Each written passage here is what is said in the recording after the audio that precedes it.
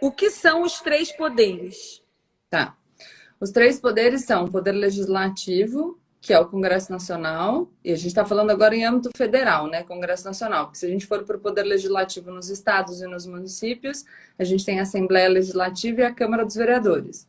O poder executivo, que é eu vou falar já mais fácil.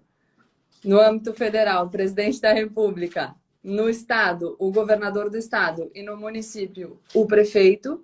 E o poder judiciário, que aí é estruturado de uma outra maneira. A gente tem os tribunais superiores, Superior Tribunal de Justiça, Supremo Tribunal Federal, os tribunais dos estados e os tribunais regionais federais e os juízes. Mas deixa eu voltar, então, um pouco à pergunta.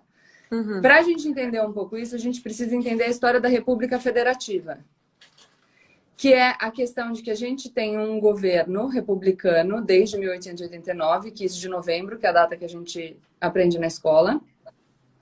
E a gente tem um governo republicano, é uma república federativa. O que isso significa? Que a gente tem um poder central, que é o governo federal, a União, que é a junção dos Estados-membros. Então, você tem o Estado-nação, tá? E você tem os Estados-membros, que são os Estados brasileiros. O nosso poder, ele tem um poder que é mais centralizado, que é esse poder do governo federal.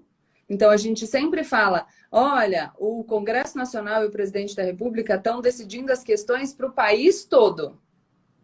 E a gente tem as unidades estaduais e municipais que vão decidir as questões locais, no âmbito do estado e no âmbito do município.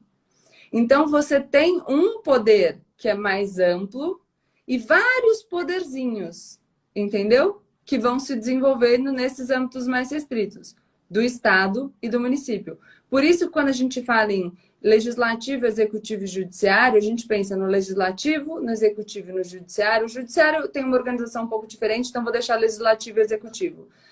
Nos espaços de poder. Então, se a gente estiver falando de governo federal, Brasil, tá? Então, a união dos Estados-membros, que formam o Estado Nacional, o Brasil. A gente tem o Congresso Nacional como poder legislativo e a Presidência da República como poder executivo. Então, o chefe do poder executivo é o presidente da República.